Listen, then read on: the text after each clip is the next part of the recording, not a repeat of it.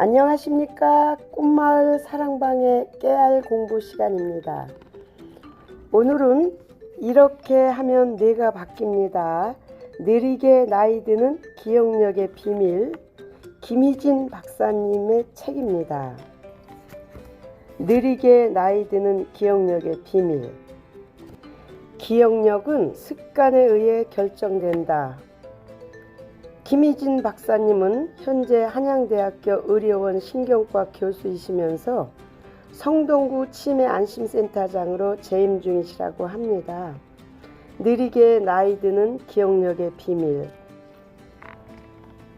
이 책은 20여 년 넘게 박사님에게 내원한 환자들을 상담하면서 두뇌 건강에 필요한 것이 진정 무엇인지를 깊이 고민하고 그들과 함께 치료라는 긴 마라톤을 함께 하면서 실제로 효과를 본 방법들을 엄선하여 정리해 담았다고 합니다.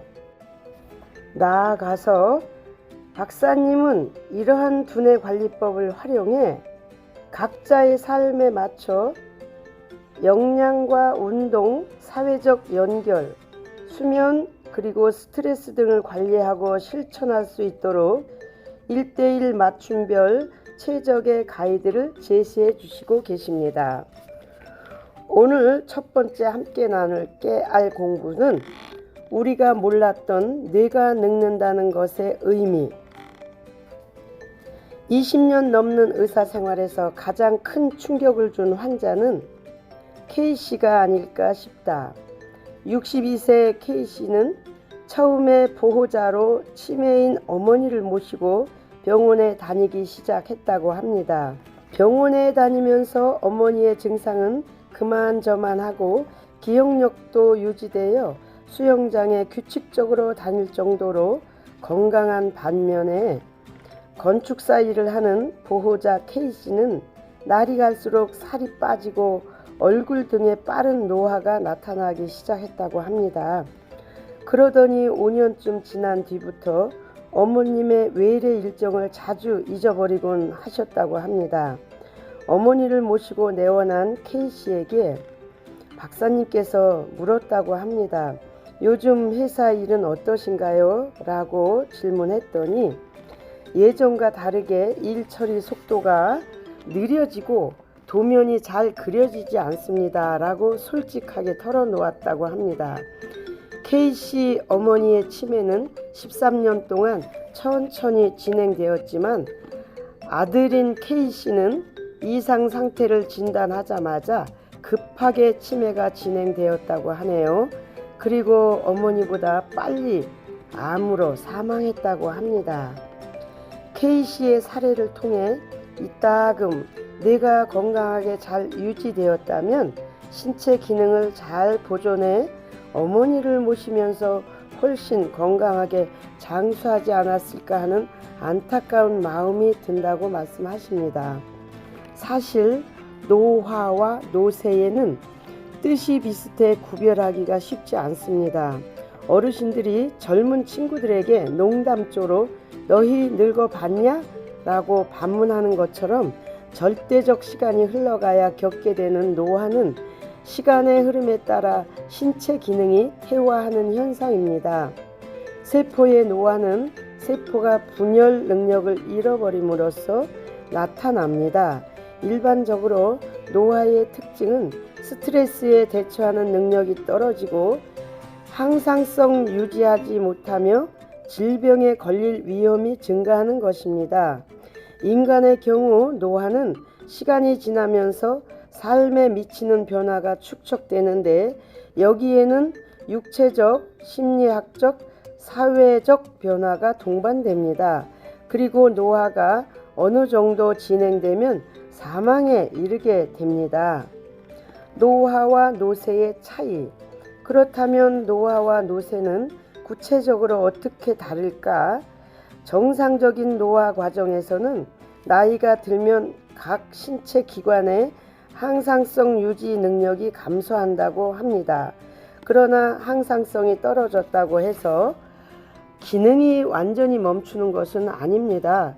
예를 들면 소화 능력이 떨어졌어도 위에 음식이 들어가면 연동 운동을 하든 말입니다. 각 기관과 장기는 그 기능을 계속 합니다. 노화 상태에서 당뇨병, 심장병, 혈전증, 암, 치매 등 장기별 질병의 발생률이 높아지긴 하지만 이들 질병으로 말미암아 신체 기능이 저하되는 것인지는 명백하지 않다고 하네요. 이렇듯 노화는 나이와 연관이 있으며 비정상적인 과정이 아니므로 역행하기가 어렵습니다. 한편 노쇠는 자연적 노화와 달리 신체 기능이 극도로 떨어져 일상생활에 지장을 초래하는 상황을 말합니다. 기력이 떨어져서 앉거나 걷는 것조차 힘들어하는 노인을 떠올리면 금방 이해될 것입니다. 현대의학의 언어로 설명하면 여러 장기와 기관에 작용하는 생리적 저장능, 즉 정상 상태로 회복하는 능력이 전반적으로 떨어지거나 소실되는 상태가 노쇠입니다. 노쇠 상태에서는 여러 질병이나 질환에 취약하다 보니 외국에서는 노쇠를 아예 질병이나 장애 전 단계로 규정하기도 한다고 하네요. 일부 자료에 따르면 75세 이상 노인의 경우 20 내지 30%가 노쇠에 해당되는 것으로 알려져 있습니다. 노쇠가 심해지면 장애가 발생해 입원할 확률도 높아집니다. 또한 완전히 회복하기 어려워 요양원에 들어가는 경우가 많은데 이런 과정을 통해 삶의 질이 저하되고 궁극적으로 사망 확률도 높아집니다. 노화는 인간의 자연스러운 생리적 과정으로 피부 주름, 백발, 근육 약화, 시력과 청력 저하 등 다양한 신체 변화를 수반합니다. 앞서 언급한 바와 같이 이러한 노화 과정은 크게 노화 예정설과 소모설 두 가지 이론으로 나뉘어 설명됩니다. 우리가 이 두 가지 가설 중 소모설에 집중해야 하는 이유는 노화 과정을 능동적으로 관리할 수 있는 가능성을 제시하기 때문입니다.